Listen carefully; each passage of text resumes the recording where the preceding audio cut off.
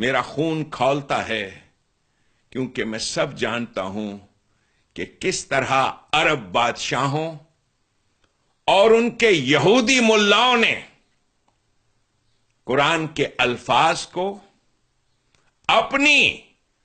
اپنی خود کی لکھی ہوئی تفسیروں کے ذریعے سے توڑا اور مروڑا، اور یوں یہودیوں اور نصارہ کے مذہب کی چیزوں کو دین اسلام میں داخل کیا گیا۔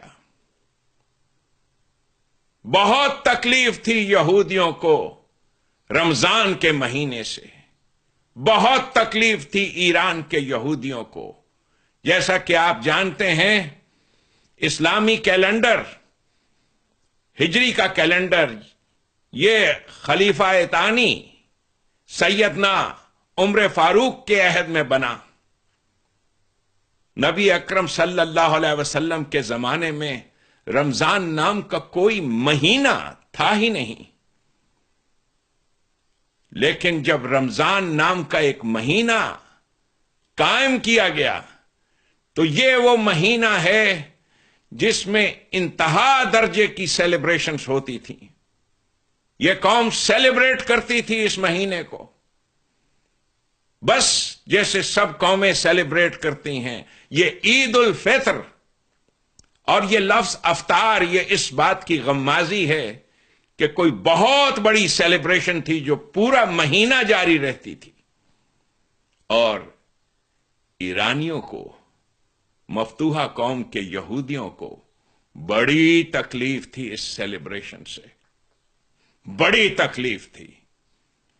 یہ کیسے تغیر ہوا، کیسے چینج کیا گیا، اور کلمت اللہ کیسے تبدیل کیے گئے، استغفر اللہ،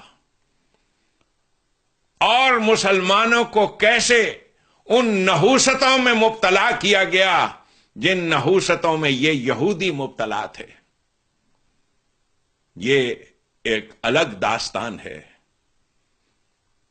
میں آپ پاکستانیوں سے کہہ رہا ہوں، اگر کوئی تمہارا نجات دہندہ ہے تو وہ لیڈر بن کے میں اٹھا ہوں۔ مذہبی بدماشی کی بدترین قسم یہ وہ مذہبی بدماشی ہے جو رمضان کے روزوں کے نام پہ پاکستان میں نافذ کی جاتی ہے۔ سال بعد سال اس مذہبی بدماشی کا، اس کا شکنجہ بڑھتا ہی جا رہا ہے۔ رمضان کے مہینے میں روزوں اور نمازوں کے شکنجوں کے ذریعے سے جبر و اکراہ کی بدترین قسم پاکستانیوں پر مسلط کر دی جاتی ہے۔ انسانی آزادی، حریت، انڈیپینڈنس، پرائیویسی، انسانی حقوق، یہ بیسک ہیومن رائٹس ہیں، لیکن اس کی بدترین تذلیل اور پامالی رمضان کے روزوں کے نام پہ کی جاتی ہے۔ مذہبی بدماشی کی بدترین مثال پاکستان ہے۔ 1400 سال پہلے حضور نبی اکرم محمد الرسول اللہ صلی اللہ علیہ وسلم کی قیادت نبوی کے اٹھنے سے پہلے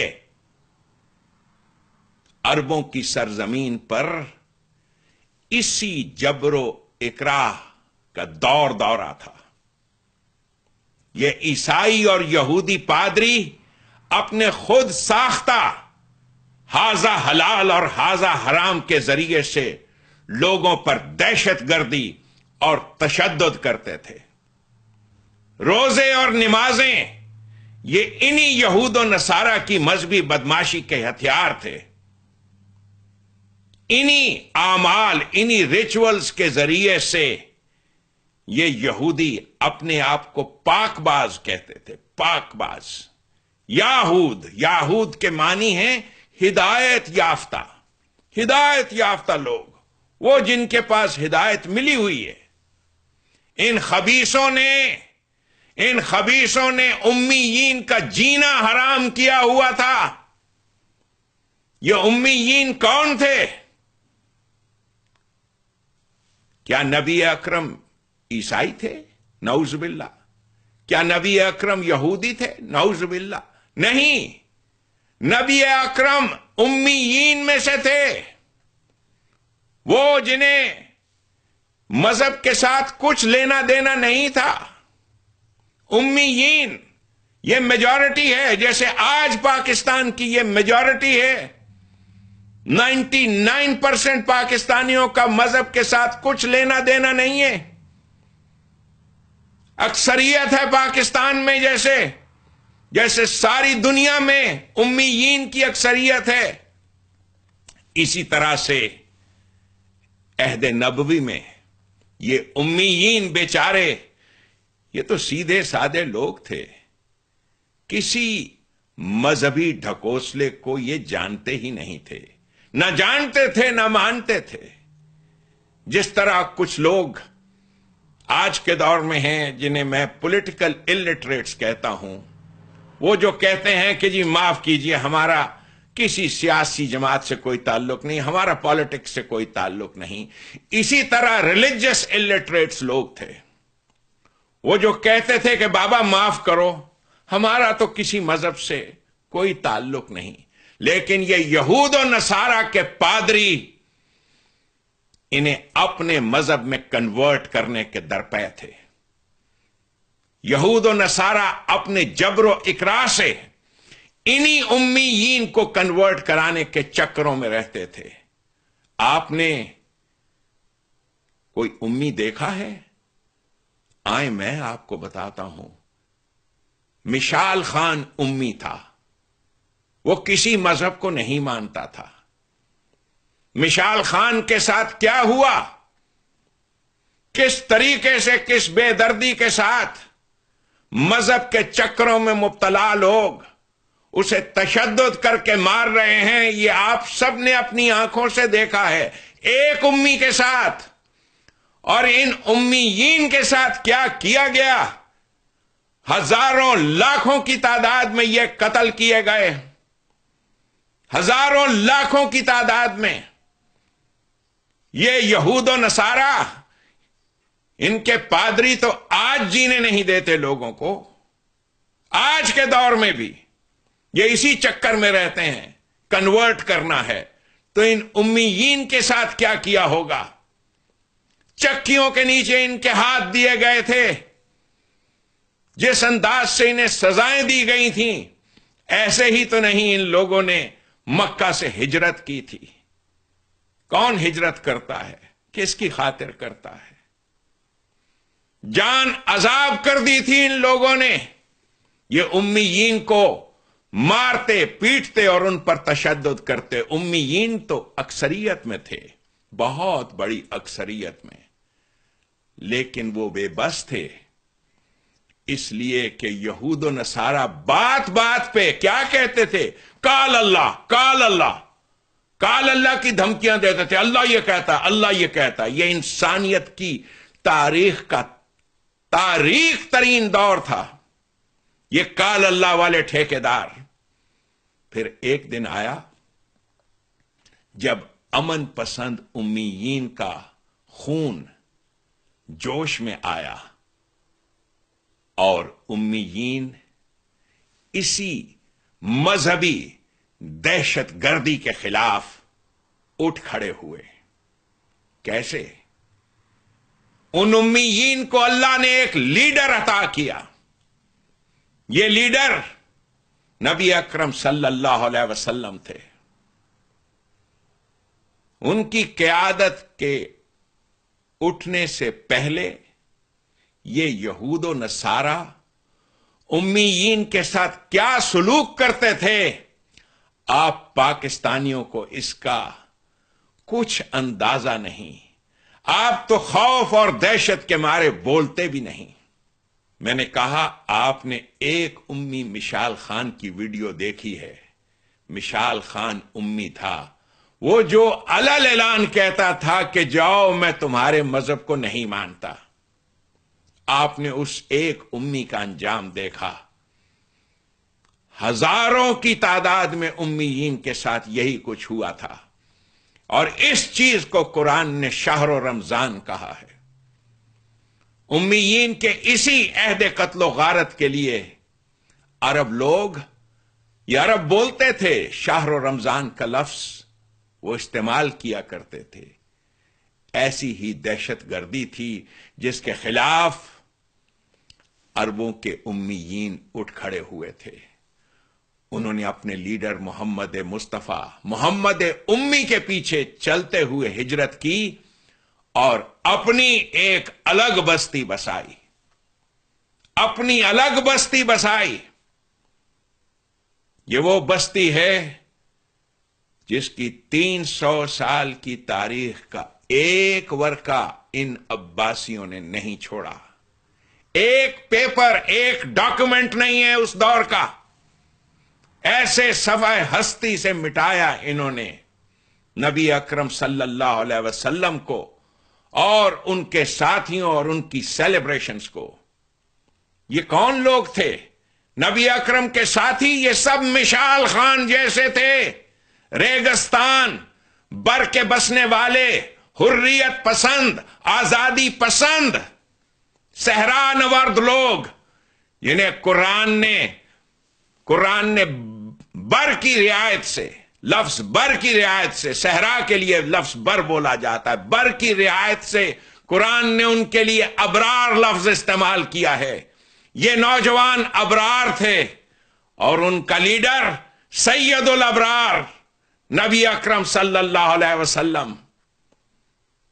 مشال خان کو یاد کیا کرو، اس کی معصوم صورت کو سامنے لاتے رہا کرو، اس لیے کہ ایسے تھے وہ نوجوان جو محمد مصطفیٰ صلی اللہ علیہ وسلم کے ساتھی بنے، جنہیں ہم صحابہ کرام کہتے ہیں۔ یہ تھے صحابہ کرام۔ قرآن کریم میں محفوظ ہے محمد مصطفیٰ صلی اللہ علیہ وسلم کا خطاب عظیم۔ سورۃ البقرہ میں وہ فرما رہے ہیں کہ تم میں سے جس نے شہر رمضان کو دیکھا تھا، یہ لفظ تھا ہے، تم میں سے جس نے دیکھا تھا اس کے لیے ضروری ہے کہ وہ قصاص کے لیے اٹھے، قصاص کے لیے تیار ہو۔ کوتب علیکم القصاص۔ یہی نہیں، تم میں سے جس نے شہر رمضان کو دیکھا تھا، یہ لفظ تھا ہے، اس کے لیے ضروری ہے کہ وہ فوجی تربیت حاصل کرے، اس لیے کہ یہ حملہ آور ہو رہے ہیں، ایام معدودات، ڈیز آف پریپریشن ہے، جنگ کی تیاریوں کے ایام ہیں، اپنے دفاع کے لیے۔ آپ میں سے جس کسی شخص نے چھٹی جماعت کے لیول پہ بھی عربی زبان پڑھی ہے، اس لفظ کو غور سے دیکھیے۔ آپ میں سے جس کسی نے بھی چھٹی جماعت 6 گریڈ کے لیول تک کی عربی پڑھی ہے، اس آیت کو غور سے دیکھو میرے بھائی، کیسے بے وقوف بنا رہے ہیں یہ 900 سال سے آپ کو، اور اس کے خلاف کوئی آواز نہیں اٹھاتا۔ یہ عربک گرامر کے فنڈامنٹل پرنسپلز ہیں، اس آیت کو دیکھیں۔ فمن شاہدہ منکم الشہر، فمن شاہدہ، یہ پاسٹ ٹینس ہے، فعل ماضی۔ یہ کتاب میرے پاس رکھی ہے، ایک اور کتاب رکھی ہے میرے پاس، 501 عربک وربز۔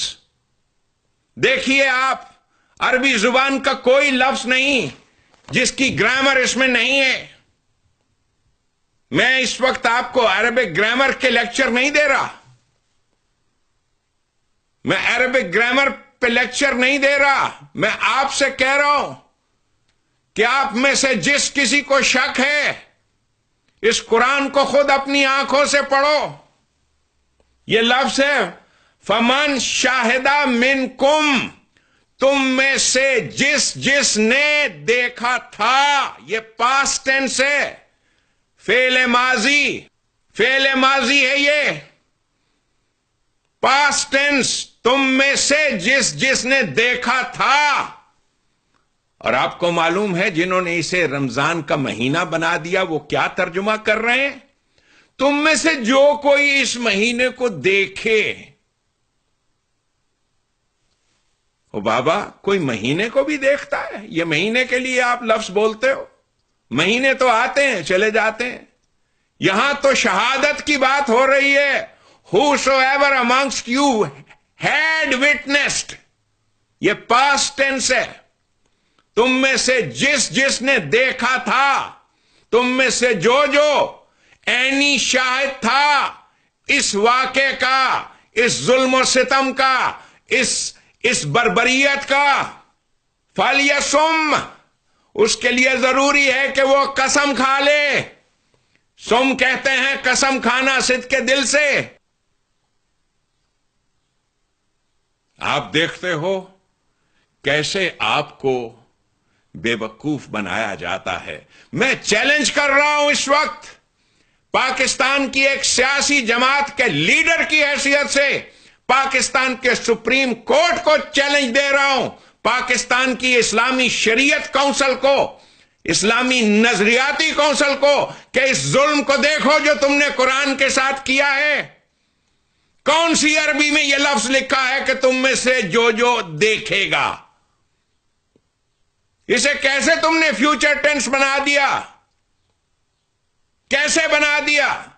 فیوچر ٹینس تو یہ ہے فَمَن يَشْهَدُ، یشہدو، یہ فیوچر ٹینس ہے. یہ ترجمہ کرتے ہیں تم میں سے جو دیکھے گا. قرآن میں یہ لفظ نہیں ہے. قرآن نے کہا تم میں سے جس نے یہ واقعہ دیکھا تھا.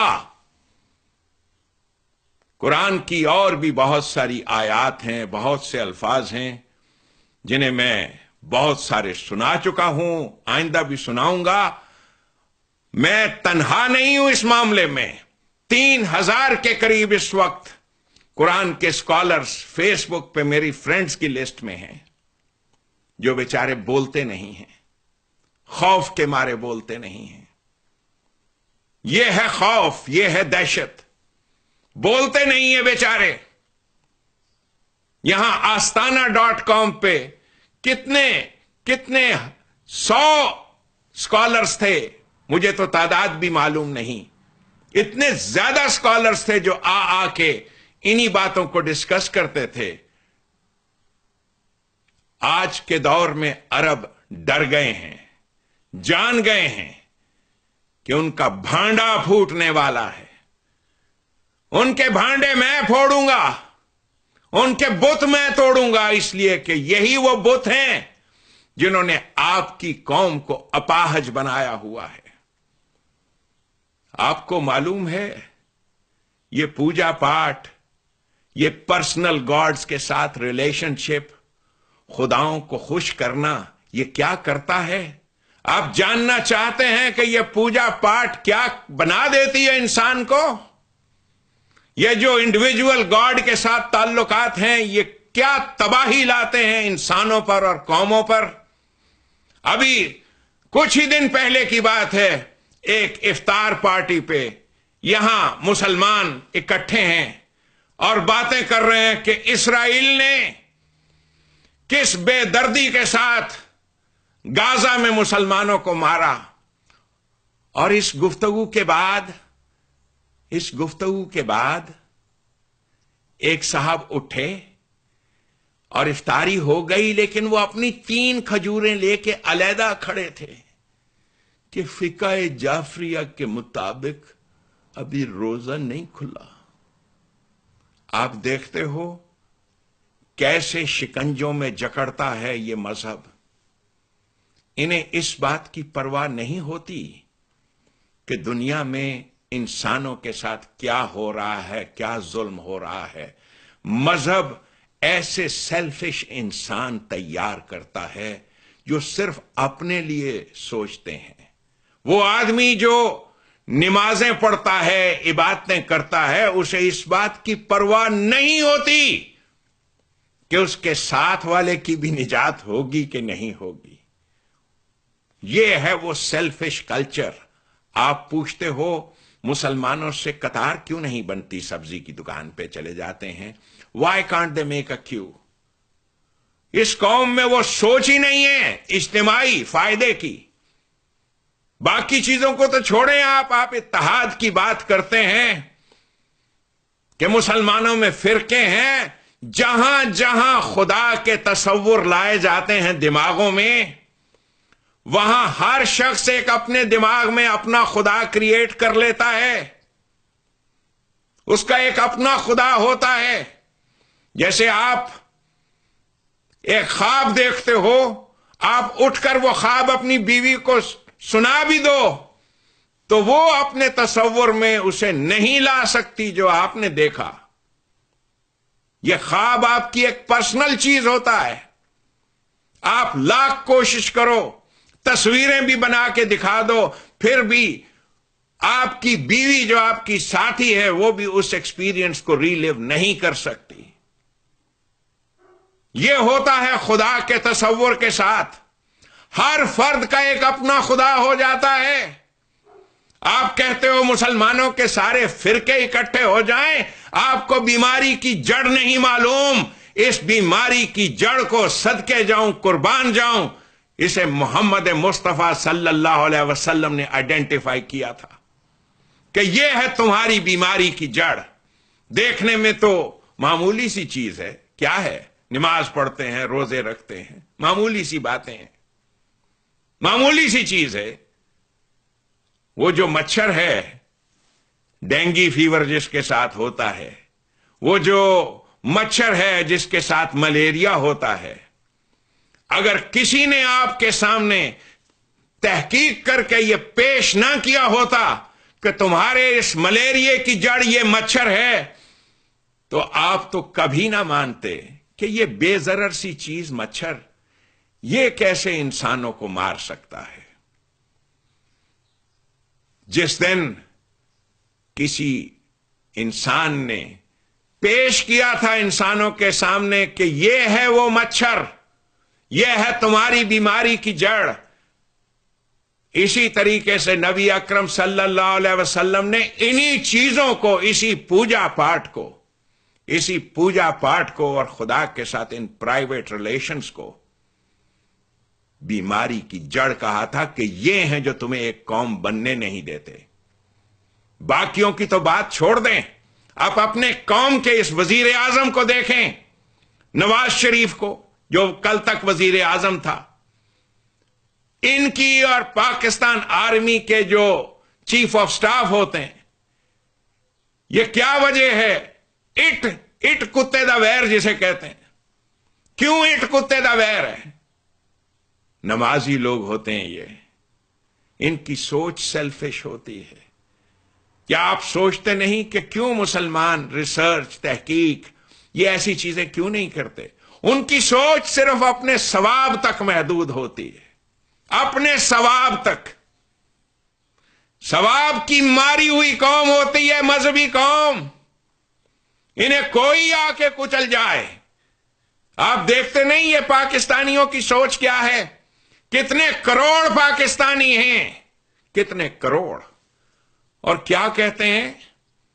چائنا ہماری مدد کرے گا. یعنی جتنے پاکستانی ہیں اس سے 10 گنا اور پاکستانی بھی ہو جائیں پھر بھی یہ قوم کمزور رہے گی. آپ ایک دوسرے کو مبارک دیتے ہو، رمضان مبارک، جمعہ مبارک، بڑے خوبصورت لفظ تھے یہ، لیکن آپ کو لفظ مبارک کے معنی نہیں معلوم. مبارک جب میاں اور بیوی کے بیچ میں اتحاد ہوتا ہے نا، یہ جو آئیڈیالوجیکل افینٹی، آئیڈیالوجیکل یگانگی ہوتی ہے، آئیڈیالوجیکلی ایک ہوتے ہیں جو میاں اور بیوی، اسے مبارک اس لیے کہتے ہیں، شادی مبارک، کہ اب یہ ایک اور ایک 2 نہیں رہتے، ایک اور ایک 11 نہیں، ایک اور ایک 1100 نہیں، ایک اور ایک 11,000 سے بڑھ کے ہو جاتے ہیں. صرف ایک ساتھی کے ملنے سے یہ ہوتا ہے. اسے مبارک کہتے ہیں. آپ لوگ جو جمعہ مبارک اور رمضان مبارک کا لفظ بولتے ہو، آپ کو ان الفاظ کے معنی بھی معلوم نہیں۔ میری یہ ذمہ داری ہے بحیثیت ایک لیڈر کے کہ آپ کو آگاہ کروں کہ یہ سیلیبریشنز کیا تھیں، قرآن کریم کے الفاظ کو کس انداز سے توڑا مروڑا گیا ہے، اور کیسے یہ یہودیوں اور مجوسیوں کا مذہب آپ پہ رائج کیا گیا ہے۔ اس بت کو میں توڑوں گا، اس بت کو میں توڑوں گا، اور اسی کے لیے میں اٹھا ہوں کہ جس دن میری آواز بحیثیت پاکستان کے کمانڈر ان چیف کے تمام پاکستان کے لوگ سنیں گے، اس دن پاکستانیوں کو فیصلہ کرنا ہوگا، خود سوچیں گے کہ یہ جس مذہب کے شکنجے میں ہم جکڑے ہوئے تھے، اس مذہب نے ہمارے ساتھ کیا کیا ہے۔ ہمیں نکلنا ہے اس سے۔ ہم نے پاکستان اسی لیے حاصل کیا تھا، ورنہ یہ نمازیں اور روزے تو ہم ہندوستان میں بھی پڑھ رہے تھے۔ ہم نے پاکستان اسی لیے حاصل کیا تھا کہ وہی امیین کی آئیڈیالوجی کو اپنائیں گے کہ وہ آئیڈیالوجی کیا تھی۔ قرآن کے الفاظ کو کیسے توڑا مروڑا گیا ہے اور ان کے کیا سے کیا معنی بنا دیے گئے ہیں۔ یہ لفظ تقوی، اس لفظ پہ غور کیجئے۔ اسے کہنے والے یہی کہتے ہیں، حفاظت کا سامان، حفاظت کا سامان، اپنی حفاظت کا سامان، یہ ہے تقوی۔ جس شخص کے پاس بندوق ہے وہ متقی ہے، اس کے پاس حفاظت کا سامان ہے۔ یہ ہے وہ تعلیم جو پاکستانیوں کو دینی ہے مجھے۔ امریکہ میں ہر شخص کے پاس ایک نہیں 4 6 گنز ہیں۔ اسی لیے دنیا کی کوئی قوم سوچ بھی نہیں سکتی کہ اپنے کوئی فوجی یہاں بھیج دے حملے کے لیے، اس لیے کہ پورے ملک میں ہر گھر ایک ملٹری بیس ہے۔ اسی طریقے سے محمد مصطفیٰ صلی اللہ علیہ وسلم نے جو تعلیم دی تھی، ہر گھر کو ایک ملٹری بیس بنا دیا تھا۔ یہ تھا کوتب علیکم الصیام کہ تمہارے لیے مینڈیٹری ہے ملٹری ٹریننگ، ہر فرد کے لیے، ہر فرد کے لیے۔ آج اسرائیل کی طاقت کا کیا راز ہے؟ ہندوستان کی طاقت کا کیا راز ہے؟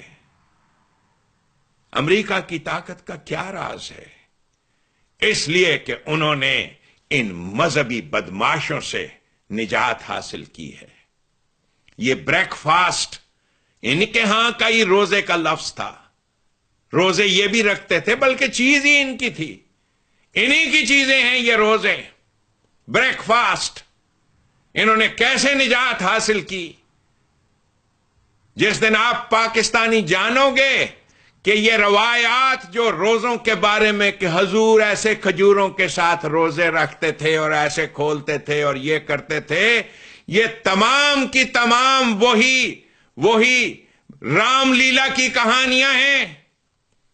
یہ رام لیلا کی کہانیاں ہیں، یہ وہی رام لیلا کی کہانیاں ہیں کہ اس صفحے پہ یہ لکھا ہے تو اگلے صفحے پہ نعوذ باللہ محمد رسول اللہ کے بارے میں یہ لکھا ہے کہ وہ ایک رات میں 11 عورتوں کے پاس جاتے تھے، اور انہوں نے ایک 6 سال کی لڑکی کے ساتھ یہ کام کیا۔ یہ ہیں آپ کے ہاں کی یہ روایات جس پر یہ مبنی مذہب ہے آپ کا۔ سب سے زیادہ ظلم جو کرتے ہیں رمضان کے مہینے میں، سب سے زیادہ ظلم جو کرتے ہیں وہ امریکہ کے بسنے والے مسلمان، سب سے زیادہ یہ ظلم کرتے ہیں دین اسلام کے ساتھ۔ قرآن کو تو پڑھتے نہیں، قرآن کو دیکھتے بھی نہیں، ثواب کے لیے پڑھ رہے ہیں نا۔ یہ ان کی ساری زندگی یہ منہ سے آوازیں نکال کے ثواب کمانے میں گزرتی ہے، یہ سمجھتے ہیں اس سے ثواب ہوتا ہے، اور اگر کوئی ان سے پوچھے کہ جب تم کہتے ہو ثواب ہوتا ہے تو ہوتا کیا ہے؟ What is it? کیا کہتے ہو؟ سب سے زیادہ ظلم امت مسلمہ کے ساتھ آج کے دور میں آپ کا یہ امریکن مسلمان کرتا ہے. ان کے 99% لوگ روزے نہیں رکھتے، لیکن انہیں یہ عقیدہ دیا گیا ہے کہ اگر تم میں روزہ رکھنے کی طاقت نہ ہو تو تم طعام مسکین اس کے لیے پیسے دے دیا کرو. اور یہ بڑھ کے جا کر انہی اسلامک سینٹروں کو پیسے دیتے ہیں جہاں وہی میجیکل بلیفز کی تعلیمات ہمارے بچوں کو دی جاتی ہیں کہ اب ابیلیں آئیں گی اور وہ یہ کریں گی اور وہ کریں گی. سب سے زیادہ تکلیف، سب سے زیادہ تباہی یہ کرتے ہیں. یہ وہ مہینہ ہے جس مہینے میں امریکہ کا مسلمان کی قبریں کھودتا ہے، اور اس کے بعد سارا سال یہی لوگ امریکہ کو گالیاں دیتے ہیں، امریکہ یہ کر رہا ہے اور وہ کر رہا ہے، اور تم اپنے ہاتھوں سے اس قوم کو قتل کر رہے ہو. انفقوا فی سبیل اللہ. اگر پیسے دینے ہیں، اپنے خزانے کھولنے ہیں تو کھولو اس کے لیے.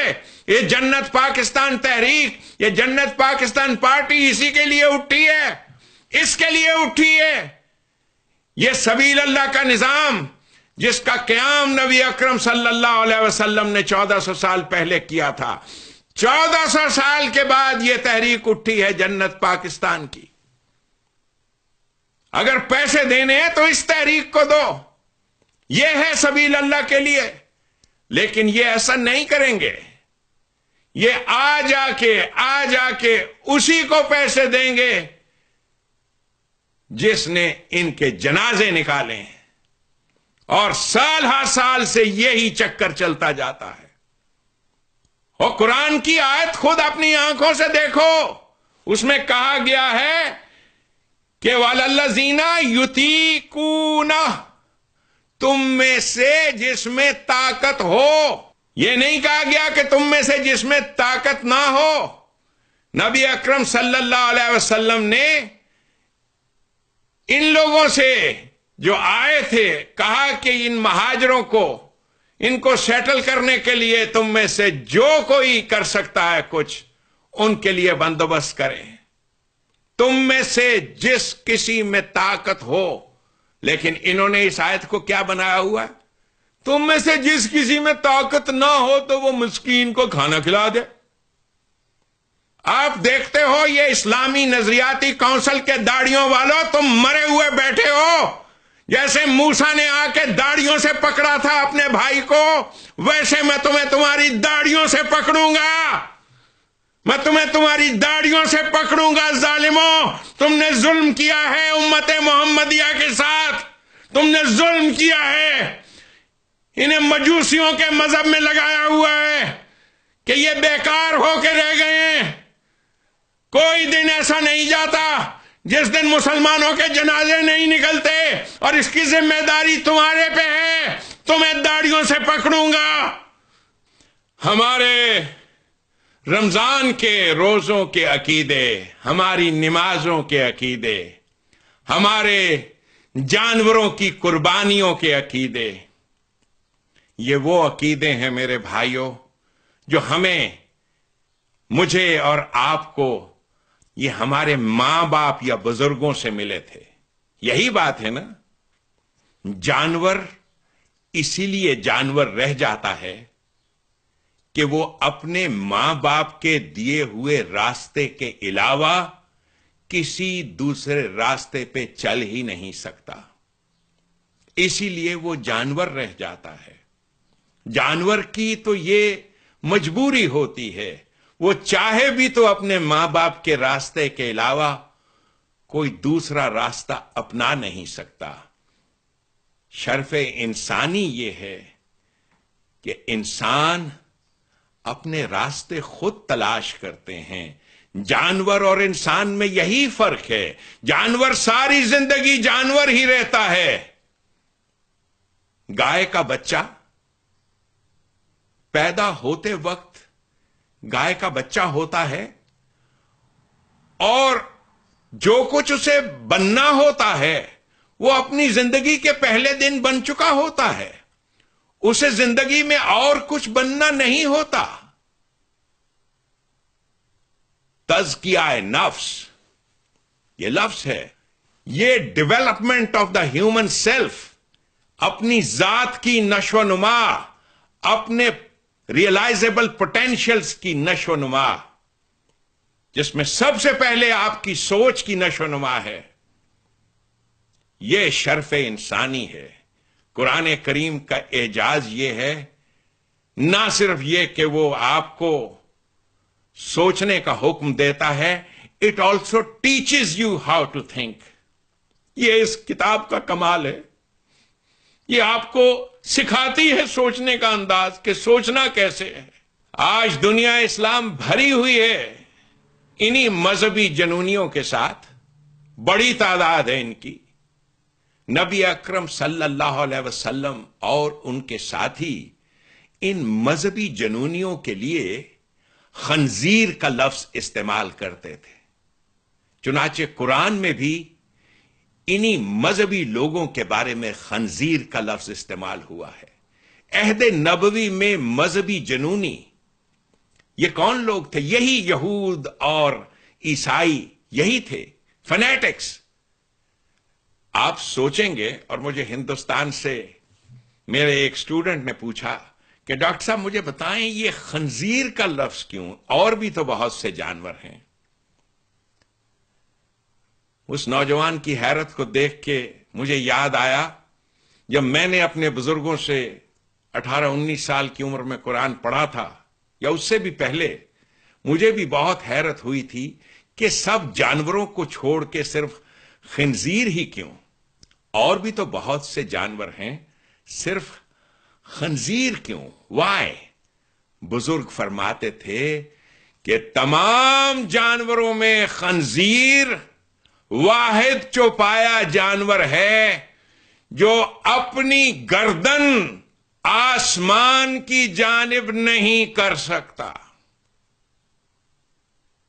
اپنی گردن، جانوروں کی گردنوں میں انسان کی گردن کی طرح یہی 7 ہڈیاں ہوتی ہیں. خنزیر میں بھی گردن میں 7 ہڈیاں ہوتی ہیں، جنہیں ڈاکٹری کی زبان میں ہم ورٹیبرا کہتے ہیں. انسان کی گردن کی ہڈیوں کی ساخت کچھ ایسی ہے کہ ہر زاویے میں انسان کی گردن مڑ سکتی ہے، دائیں بائیں اوپر نیچے. آپ جہاں چاہیں، جس زاویے پہ چاہیں اپنی گردن کو گھما لیتے ہیں. خنزیر کی گردن میں یہ ہوتی تو 7 ہی ہڈیاں ہیں، لیکن اس کی ان ہڈیوں کے جو 4th, 5th اور 6th ورٹیبرا ہیں، ان کے ٹرانسفرس پروسیسز. یہ اب میں انیٹمی کی بات کر رہا ہوں. کسی زمانے میں میڈیکل کالج میں انیٹمی پڑھایا کرتا تھا، نیورو انیٹمی، کمپیریٹو انیٹمی. خنزیر کی گردن کی جو ہڈیاں ہیں وہ 7 اسی طرح سے ہیں جیسے انسان کی گردن کی. حقیقت یہ ہے جراف کی گردن کی بھی 7 ہی ہڈیاں ہوتی ہیں. یہ محض آپ کی تفریح کے لیے بتا رہا ہوں. یہ چوپائے کی گردن کی ہڈیاں، لیکن خنزیر کی گردن کی ہڈیوں کی ساخت ایسی ہے کہ اس کے جو ورٹیبرا ہیں، 4تھا، 5واں اور 6واں ورٹیبرا، اس کے ٹرانسورس پروسیسز جس کی تصویر میں آپ کو ابھی دکھا رہا ہوں، وہ اتنے بڑے ہوتے ہیں یہ ٹرانسورس پروسیس کہ وہ اپنی گردن کو دائیں بائیں تو کر سکتا ہے، آسمان کی جانب موڑ ہی نہیں سکتا. قرآن کریم نے اسی مذہبی انسان کے لیے، یہ جو مذہب کے ان ریچولز میں پھنسا ہوا ہوتا ہے، خنزیر کا لفظ اسی لیے استعمال کیا ہے کہ وہ اتنا تنگ نظر ہوتا ہے، دائیں بائیں تو گردن مروڑ لیتا ہے، لیکن اس کی نگاہ آسمان کی جانب دوڑتی نہیں. اگر وہ آسمان کی جانب دیکھے جیسا کہ ایک رات میں نے دیکھا تھا جب میری 18 سال عمر تھی. میں نے دیکھا اس آسمان کو، اس کے تاروں کو، کہ یہ کتنی بڑی کائنات ہے، اور یہ اللہ مجھے روزے رکھوا رہا ہے، اور یہ اللہ مجھ سے 3 وطروں کا حساب لے گا. میرا دل ان باتوں کو یکسر ماننے کو تیار نہیں تھا. خنزیر آسمان کی جانب دیکھ ہی نہیں سکتا. یہ لفظ اس لیے استعمال ہوا ہے. نبی اکرم صلی اللہ علیہ وسلم کا قرآن کریم میں ان کی جوانی کا تذکرہ ہے ان الفاظ میں، قد نرا تقلب وجہک فی السماء. ہم نے دیکھا ہے تو بار بار آسمان کی جانب دیکھتا ہے. قد نرا تقلب وجہک فی السماء. جو لوگ آسمان کی جانب دیکھتے ہیں ان کی نگاہوں میں وسعتیں پیدا ہوتی ہیں. جو لوگ نمازوں، روزوں اور ثواب کے طلسماتی چکروں میں پھنس کے رہ جاتے ہیں، یہ وہ بد نصیب ہیں جن کی نگاہوں نے کبھی آسمان کی وسعتیں دیکھی ہی نہیں. کبھی انہوں نے آسمان کی جانب توجہ ہی نہیں کی. ان کے ماں باپ یا ان کے ماحول نے ان کے سروں اور ان کی گردنوں پر ایسے عقیدوں کے آہنی لوہوں کے کنٹوپ بچپن میں ایسے ڈالے ہیں کہ وہ آسمان کی جانب دیکھ ہی نہیں سکتے. ثواب کے چکروں کے مارے ہوئے او ظالموں، آسمان کی جانب دیکھو. یہ کون سا خدا ہے جو تمہاری نمازوں کے 3 وتر اور 4 فرض گن رہا ہے؟ اپنے عقیدے میں پھنسے ہوئے لوگ ہو تم. اپنے عقیدے میں پھنسے ہوئے لوگوں کو پرواہ نہیں ہوتی کہ فلسطین یا کشمیر میں کیا ہو رہا ہے. یہ منہ سے بہت کچھ کہتے ہیں، موم بتیاں، کینڈل لائٹ ویجلز، اس کا شغل میلہ بھی یہ کرتے ہیں، لیکن اپنے ثواب کے چکر میں پھنسے ہوئے ہوتے ہیں. ان کی نگاہ میں وسعت ہوتی نہیں. آپ دیکھتے ہو کیسے یہ اپنی 3 کھجوریں لے کے علیحدہ کھڑا ہوتا ہے کہ فقہ جعفریہ کے مطابق کبھی روزہ نہیں کھلا. مذہبی قوموں میں ہر فرد کا ایک اپنا خدا ہو جاتا ہے، اسی لیے ان قوموں میں کبھی اتحاد پیدا نہیں ہوتا. مذہبی افراد اسی پرسنل گاڈ کو، اپنے اس خدا کو خوش کرنے کے چکروں میں مبتلا رہتے ہیں. یہ خدا ان کا اپنا تصور کا خدا ہوتا ہے، یہ ان کی ڈیلوژن ہوتا ہے. آپ نے دیکھا قرآن نے کہا وَلَلضَّالِّينَ کہ اے اللہ ہمیں ضالین مت بنانا. وہ قومیں جو مذہب کی ڈیلوژنز میں مبتلا ہوتی ہیں. یہ ڈیلوژن کیا ہوتی ہے؟ ایک false fix belief, mental illness کی ایک قسم ہے جس میں اتنی شدید ڈیلوژنز ہوتی ہیں. میں آپ کو مثال دوں کہ آپ کو سمجھ میں آئے یہ ڈیلوژن. ایک مریض، میں نے بہت مریض دیکھے ہیں. میں حساب کر رہا تھا کہ اپنے گزشتہ 40-41 سال کی پریکٹس میں نے کتنے مریض دیکھے ہیں، لیکن ایک مریض نہیں بھولتا. اس نے یہ اپنے ٹیلی فون کی بیٹری کا چارجر، یہی جو آپ کے سیل فون، موبائل فون کی بیٹری کا چارجر، اسے یہ ڈیلوژن تھی کہ اس کے جسم میں بجلی پیدا ہو رہی ہے، چنانچہ بجلی کے ساکٹ میں اس چارجر کو ڈالنے کی بجائے اس نے اس چارجر کو اپنی دبر میں، اپنے پخانے والے سوراخ میں ڈالا ہوا تھا. اسے یہ ڈیلوژن تھی. وہ جاتا تھا اور اسی چارجر کو اس میں ڈال دیتا تھا کہ اس سے یہ فون چارج ہو رہا ہے. فون تو بجلی سے چارج ہوتا ہے، اور بجلی تو ایک نظام کا حصہ ہوتی ہے. جب اپنے فون کو آپ بجلی کے پلگ میں ڈالتے ہو، یہ ہے صحیح رستہ، یہ ہے صراط مستقیم. اسے یہ ڈیلوژن ہے کہ اپنے پخانے والی موری میں اس نے یہ فون کا چارجر ڈالا ہوا ہے. اس کا خیال ہے کہ اس کا فون چارج ہو رہا ہے. آپ اسے لاکھ کہیں کہ بابا کوئی نتیجہ نہیں نکلتا، وہ کہتا ہے نہیں نکلے گا، تمہیں نہیں پتا. یہ ہوتی ہے ڈیلوژن، فالس فکسڈ بلیفس، ایسے پکے عقیدے. لاکھ آپ اس سے کہیں کہ بابا اس سے نہیں ہوگا، دیکھو تمہارے فون پہ 0 بیٹری آ رہی ہے.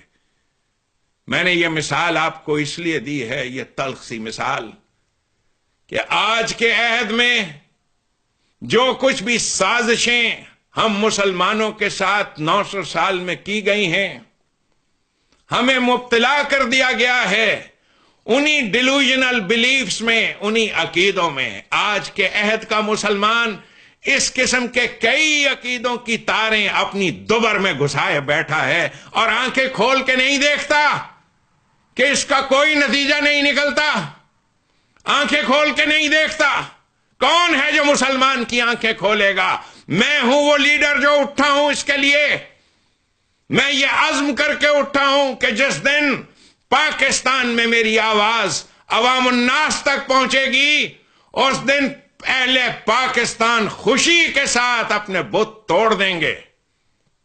ان ڈیلوژنز کا سب سے بڑا پرابلم یہ ہے کہ ان میں مبتلا قومیں، انہیں اپنے ساتھ والے کی ذرہ برابر بھی پرواہ نہیں ہوتی کہ اسے بھی ثواب ہو رہا ہے کہ نہیں ہو رہا. یہ صرف اور صرف اپنے ثواب کے چکر میں ہوتے ہیں. یہ قومیں لاکھوں کروڑوں کی تعداد میں بھی ہو جائیں تب بھی یہ 0 کی 0 رہ جاتی ہیں. لاکھوں درود و سلام اس عظیم انقلابی امی پر صلی اللہ علیہ وسلم، لاکھوں درود و سلام کہ انہوں نے قوموں کی تعمیر کے راستے میں حائل اسی نماز روزے کی بیماری کو نہ صرف یہ آئیڈینٹیفائی کیا بلکہ اسے شرک قرار دیا. انہی کو مشرک کہتے تھے وہ. آپ میں سے کچھ لوگ کہیں گے یہ قرآن میں جو آکم الصلاۃ ہے یہ کیا ہے؟ اور ظالموں، 25 نبیوں کے نام ہیں قرآن میں، 25 لیڈروں کے، عظیم لیڈروں کے، جو اللہ کی حکومت قائم کرنے کے لیے اٹھے تھے. 25 لیڈروں کی، اور ہر ایک نے اقامت صلاۃ، ایوری ون آف دیم، ہر ایک نے اقامت صلاۃ، اپنی اپنی فوج کھڑی کی. الصلاۃ عماد الدین، گورنمنٹ کا ستون ہوتی ہے فوج. یہ تھی صلاۃ. مٹھی بھر امیین کا مقابلہ ہزاروں کی تعداد میں نماز پرست اور روزہ پرست یہودیوں اور عیسائیوں کے ساتھ ہوا تھا. مٹھی بھر امیین نے جو ان کا حشر کیا تھا تاریخ گواہ ہے. اس لیے کہ امیین یہ ہمیشہ متحد ہوں گے. ان کا پلڑا اپنے اتحاد کی وجہ سے ہمیشہ بھاری رہے گا. ہمیشہ سے یہی دستور ہے. امیین، ان میں ہمیشہ اتحاد ہوگا. نماز پرستوں اور روزہ پرستوں میں کبھی اتحاد نہیں ہوگا. نماز پرستوں اور روزہ پرستوں میں صرف اور صرف سیلفش ڈیزائرز ہوتی ہیں. آپ کے سامنے ہیں نواز شریف، زرداری شریف، عمران خان شریف، یہ سب یہی نماز پرست ہیں. اور اسی ان میں اجتماعی قومی مفاد کی سوچ ہی پیدا نہیں ہوتی. جب سوچ ہی پیدا نہیں ہوتی تو جرت کیسے پیدا ہوگی؟ آج کے دور کے امیین کے ممالک کو دیکھو. امیین کا امریکہ، امیین کا اسرائیل، امیین کا ہندوستان، یہ سب ایک قوم ہیں. کہنے کو جو آپ نمازیں پڑھتے ہیں اور روزے رکھتے ہیں، دیکھنے میں تو یہ بڑی ہی خوبصورت چیزیں نظر آتی ہیں. سورۃ البقرہ میں اسی چیز کو کہا ہے کہ دیکھنے والے کو تسر الناظرین، دیکھنے والے کو سرور آ جاتا ہے انہیں دیکھ کر. بڑی خوبصورت مذہبی چیزیں ہوتی ہیں، لیکن نفس انسانی پہ ہونے والے ان چیزوں کے اثرات کیا ہوتے ہیں، یہ صرف اور صرف نبی اکرم صلی اللہ علیہ وسلم نے سمجھائے تھے. جیسے اس آدمی نے سمجھایا تھا کہ یہ معمولی سی چیز ہے مچھر، لیکن دیکھو یہ کیا کرتا ہے، یہ ہے تمہاری بیماریوں کی جڑ، یہ ہے تمہاری تباہیوں کی جڑ. آپ پاکستانیوں کو امیین کے انداز میں سوچنا ہوگا اور دنیا اسلام کو ایک نئی لیڈرشپ دینی ہوگی. کوئی دن نہیں جاتا جب ان کی مسلمانوں کی آہ و زاری سنائی نہیں دیتی، کوئی دن نہیں جاتا. عربی زبان میں درد کو، الم اور درد کے ساتھ چیخو پکار کرنے کو، اسے علیم کہتے ہیں. یہ ہے عذاب علیم. کتنی سچی بات کہی تھی نبی اکرم نے کہ جو کوئی اس یہودیوں کے مذہب پہ چلے گا وہ عذاب علیم میں مبتلا ہو جائے گا. وَضُرِبَتْ عَلَيْهِمُ الذِّلَّةُ وَالْمَسْكَنَةُ وَبَاءُوا بِغَضَبٍ مِّنَ اللَّهِ ذَلِكَ بِأَنَّهُمْ كَانُوا يَكْفُرُونَ بِآيَاتِ اللَّهِ. دیکھتے ہو انہیں کس کس قسم کی لعنتوں میں اللہ نے مبتلا کیا ہے، غربت، افلاس، بیماری. اور یہ سب اس لیے ہے کہ یہ یکفرون بآیات اللہ، اللہ کے قانون پر مبنی نظام حکومت سے انکار کرتے ہیں، اس کے قانون پر مبنی نظام حکومت قائم نہیں کرتے. مذہب ہی کے ذریعے سے مسلمان بادشاہ مسلمانوں کا استحصال کرتے تھے، ساری دنیا ترقیاں کر رہی تھی، لیکن ہمیں ان مسلمان بادشاہوں نے مذہب کی زنجیروں میں جکڑا ہوا تھا. مذہب کی یہی زنجیریں پاکستان کے یہ حرام خور جرنیل اور کرنیل، یہ جو پاکستان پہ حکمرانی کر رہے ہیں، ان زنجیروں کو انہوں نے ہی استوار کیا ہوا ہے. غریب عوام کو تو نمازوں روزوں کے چکروں میں ڈالا ہوا ہے، خود موجیں مار رہے ہیں. مسجدوں میں اللہ رسول کے نام پہ بدماشیاں کرنے والے مولوی بٹھائے ہوئے ہیں، وہ روزوں کے فضائل اور برکتیں بیان کرتے رہتے ہیں اور لوگوں کو ٹیررائز کرتے رہتے ہیں کہ یہ ہوگا، مرنے کے بعد وہ ہوگا، یوں ہوگا، وہ ہوگا، اور یوں اس بدماشی کا سلسلہ چلتا جاتا ہے. جرنیل کرنیل عیش کی زندگیاں گزارتے ہیں. Salary of a general, salary of a جج، salary of a CSP officer ان بیوروکریٹس کی تنخواہیں دیکھو 20-20 لاکھ، اور محنت کش مزدور جو مرمرا کے کماتا ہے اس کی اوقات دیکھو، مرمرا کے وہ 10,000 15,000 کماتا ہے، اور اسے انہوں نے نمازوں اور روزوں کے چکروں میں ڈالا ہوا ہے. اے ثواب کے چکروں میں مبتلا لوگوں، آؤ اور قرآن کو دیکھو. 1400 سال پہلے یہی عیسائی اور یہودی امیین کو جینے نہیں دیتے تھے. جیسا کہ آپ جانتے ہیں عہد نبوی میں نہ تو کوئی ہجری کیلنڈر تھا اور نہ ہی رمضان نام کا کوئی مہینہ. آپ جانتے ہیں یہ ہجری کیلنڈر تو بنا ہی بعد میں ہے، تو رمضان نام کا مہینہ کیسے پہلے ہو گیا؟ یہ وہ مسلمان قوم تھی جس نے 50 سال کے عرصے میں آدھی دنیا فتح کی تھی. ہجری کیلنڈر نبی اکرم صلی اللہ علیہ وسلم کی وفات کے 6 سال بعد خلیفہ ثانی سیدنا عمر فاروق نے اسلام کے زرین ترین دور میں شروع کیا، اور رمضان کا سارا مہینہ ڈیڈیکیٹ کر دیا گیا سیلیبریشنز کے لیے. اب آئیے اس لفظ کو جان لیجئے کہ عید الفطر کیا ہے اور مسلمان کس انداز سے سیلیبریٹ کرتے تھے رمضان کے مہینے کو. یہ سیلیبریشنز کیا تھیں؟ کیا عظیم الشان سیلیبریشنز تھیں جنہیں یہودیوں نے نحوست میں تبدیل کیا. یہ ہجری کیلنڈر جیسا کہ آپ جانتے ہیں یہ نبی اکرم کی وفات کے 6 سال بعد خلیفہ ثانی سیدنا عمر فاروق نے اسلام کے عہد زرعی میں شروع کیا، اور رمضان کا سارا مہینہ ڈیڈیکیٹ کر دیا گیا سیلیبریشنز کے لیے۔ ہجرت نبوی کے 16 سال بعد نیا کیلنڈر اور نئے مہینے، میری 2 تقریریں ہیں ان پر یوٹیوب میں، آپ میں سے جو لوگ سننا چاہیں سن لیں۔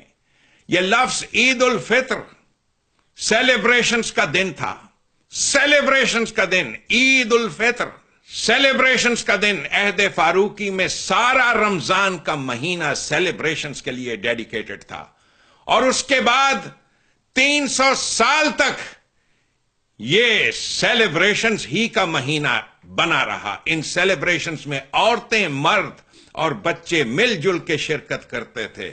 انڈیپینڈنس ڈے جیسے منایا جاتا ہے، یہ پورا مہینہ انڈیپینڈنس مناتے تھے۔ جیسے آج ہمارے ہاں امریکہ میں انڈیپینڈنس ڈے جو سیلیبریٹ کیا جاتا ہے تو اس کی تو بات ہی اور ہے، لیکن امریکنز تو سارا سال اپنی آزادی کو سیلیبریٹ کرتے رہتے ہیں، سارا سال سیلیبریشنز ہوتی ہیں یہاں۔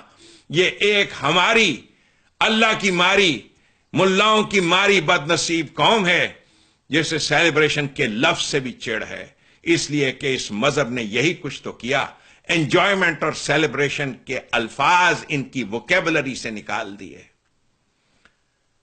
اس دور میں کیا تھا، رات کو یہ لوگ دیے جلاتے تھے، چراغاں کرتے تھے، موسیقی کی محفلیں بپا کرتے تھے، رنگا رنگ محفلیں جمتی تھی، طرز طرز کے جانوروں کے، اونٹوں کے، گھوڑوں کے رقص پیش کیے جاتے تھے، اور ہر شہر میں یہ ہوتا، ہنسی مذاق اور کہے پھوٹتے، شعر و سخن کی مجلسیں بپا ہوتی، اور رات گئے تک یہ مجلسیں بپا رہتی۔ اس رات کے کھانے کو، اس سیلیبریشن کے کھانے کو، یہ لفظ ہے افطار۔ افطار اور عید الفطر یہ قرآن میں لفظ ہے، قرآن میں لفظ ہے۔ جب آسمانوں کی تاریکیوں کو، یہ نبی اکرم صلی اللہ علیہ وسلم کا دعویٰ یہ قرآن میں محفوظ ہے کہ جب آسمانوں کی تاریکیوں کو چیرتا ہوا صبح تازہ کا سورج انسانیت پہ طلوع ہوگا۔ سورہ انفطار، سورہ نمبر 82، نبی اکرم صلی اللہ علیہ وسلم کا یہ دعویٰ، یہ پیش گوئی کہ انسانیت ایک دن اپنا اس سحر کو دیکھے گی۔ سورہ انفطار، یہ لفظ افطار، عید الفطر، قرآن کریم میں ذکر ہے اس کا۔ اذا السماء فطرت، جب آسمانوں کی تاریکیوں کو چیرتا ہوا صبح تازہ کا سورج انسانیت پہ طلوع ہوگا۔ میں نے اپنی گفتگو کے آغاز میں یہ بات کہی کہ مسلمان جس مہینے کو سیلیبریٹ کرتے تھے خوشیوں کے ساتھ، اس مہینے کو ان کا منحوس ترین مہینہ بنا دیا گیا۔ رمضان کا مہینہ، شہر الرمضان، یہ شہر الرمضان جو رمضان کا مہینہ تھا، اسلامی کیلنڈر میں یہ مختص کیا گیا تھا سیلیبریشنز کے لیے، اور عہد فاروقی میں پورا مہینہ قوم سیلیبریٹ کرتی تھی۔ یہ لفظ عید الفطر، افطاری، یہ الفاظ کیا ہیں؟ عید الفطر، یہ کیا لفظ ہے؟ الفطر، کس چیز کی سیلیبریشن تھی یہ اس آزادی کی سیلیبریشن تھی جس قسم کی آزادی انسانوں نے اپنے خواب و خیال میں نہیں دیکھی تھی۔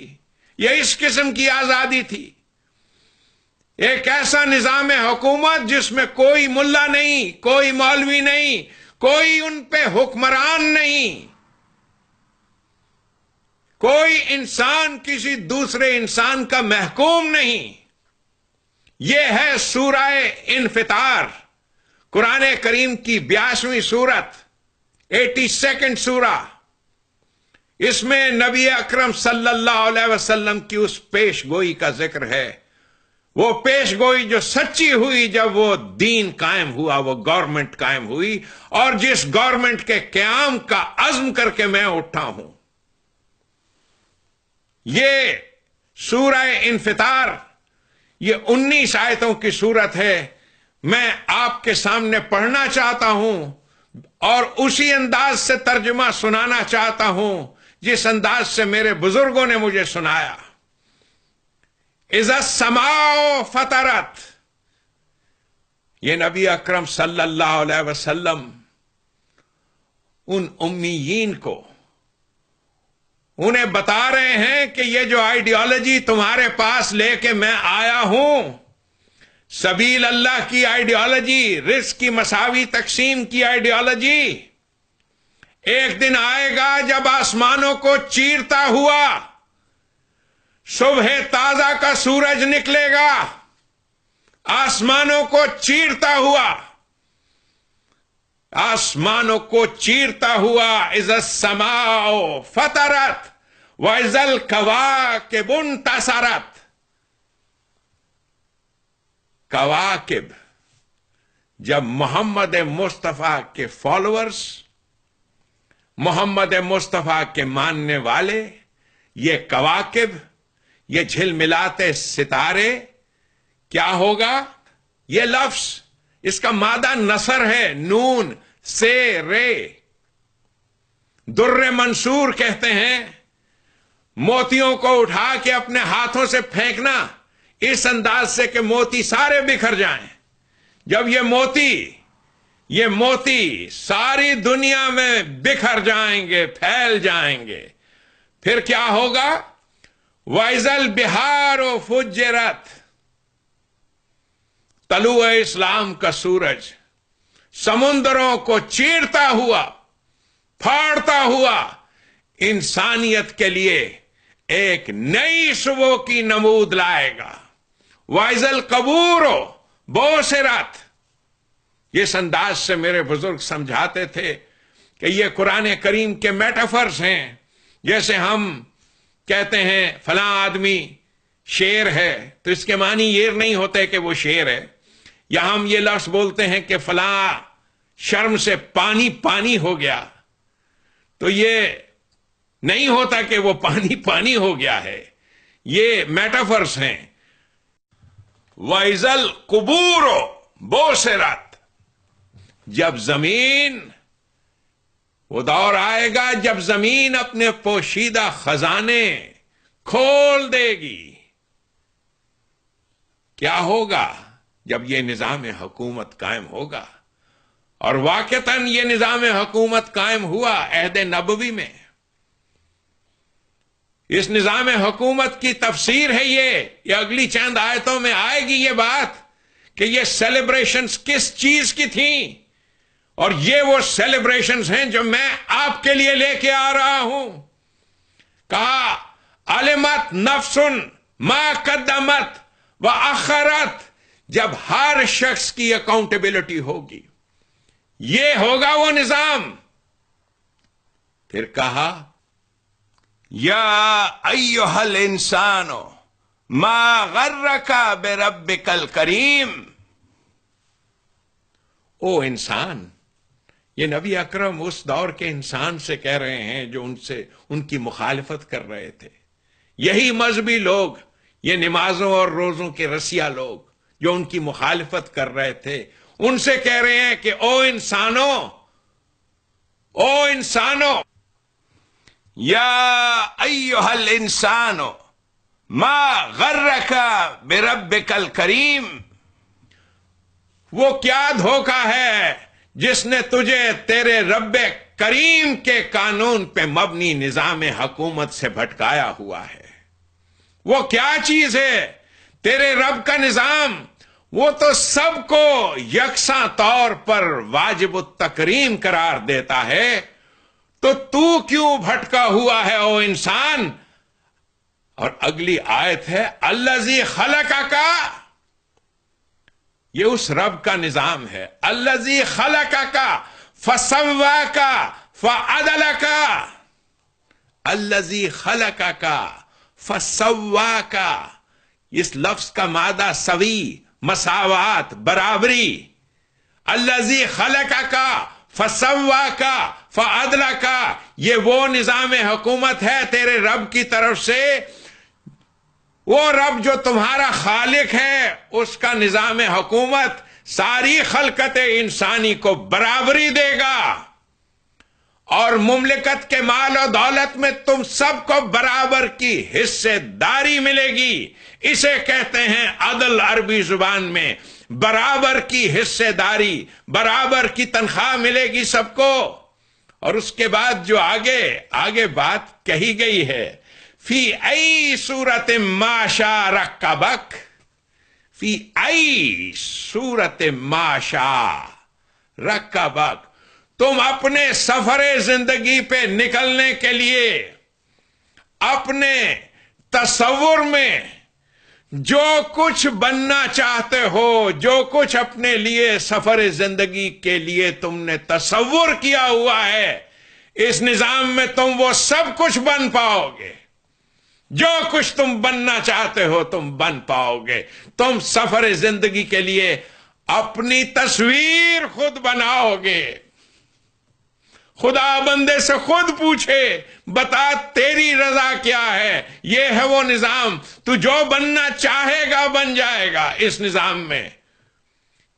کلا بل تکذبون بالدین، ہاں تم اس لیے اس نظام حکومت کے قیام کی مخالفت کرتے ہو.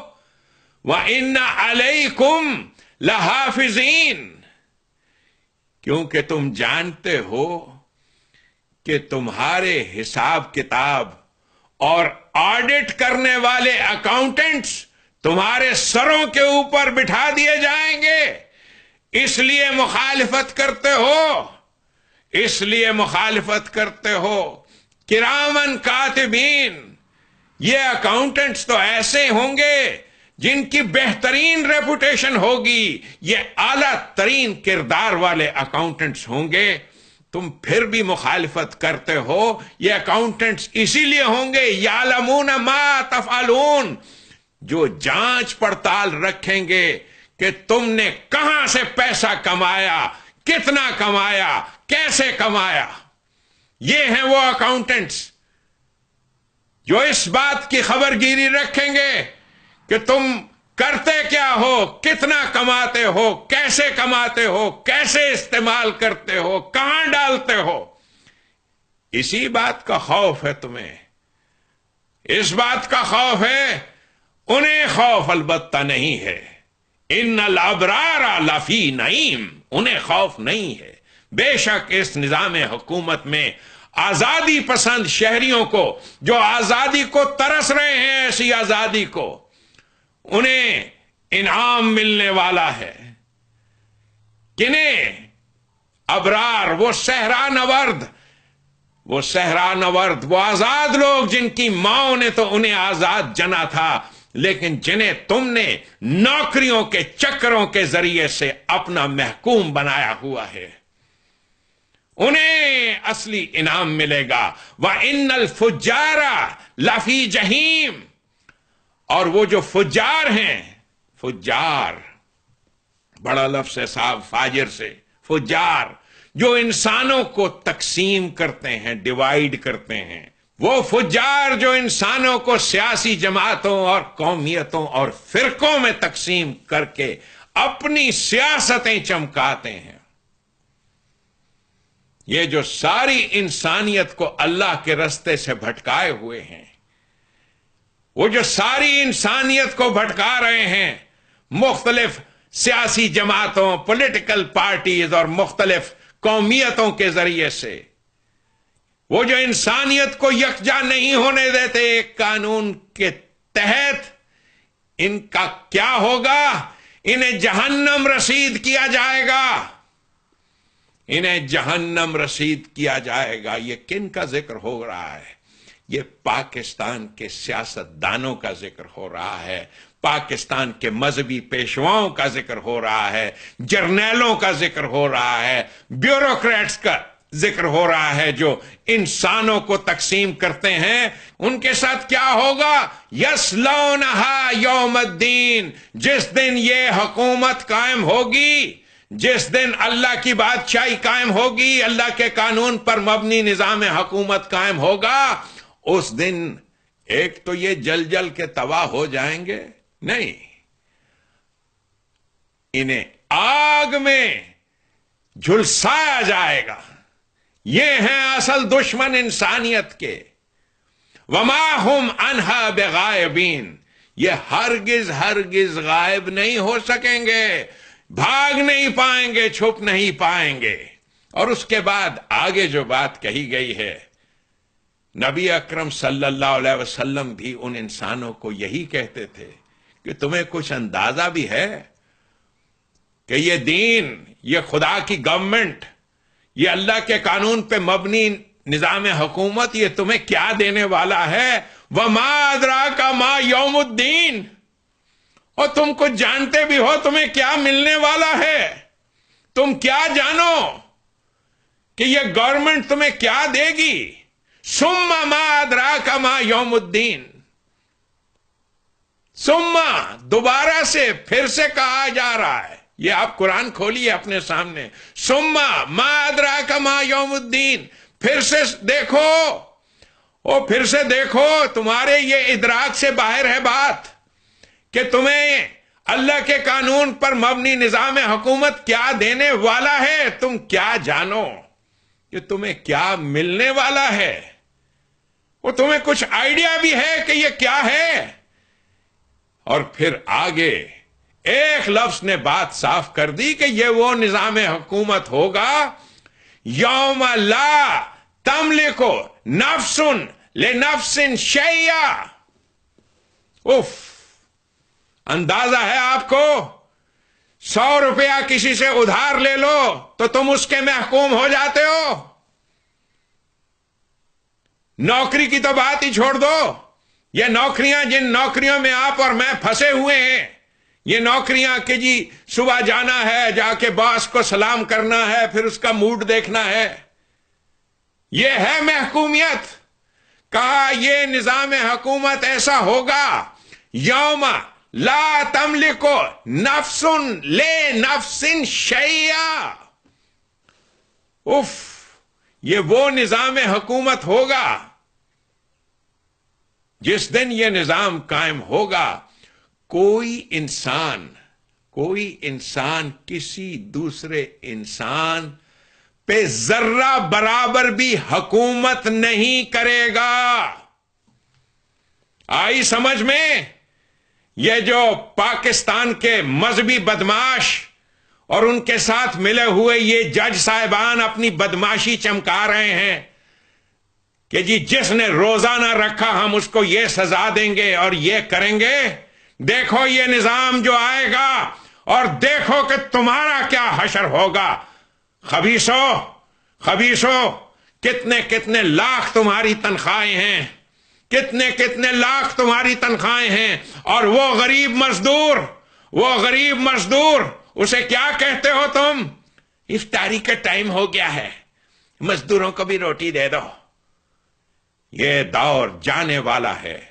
عصر الاسلام اٹھ کے کھڑا ہوا ہے اسی دن کے لیے، کہا اس دن حکمرانی اللہ کے قانون کی ہوگی، اللہ کے بندے اللہ کے لیے قانون کے آرڈر دیں گے، اللہ کے بہاف پہ یہ گورنمنٹ قائم ہوگی۔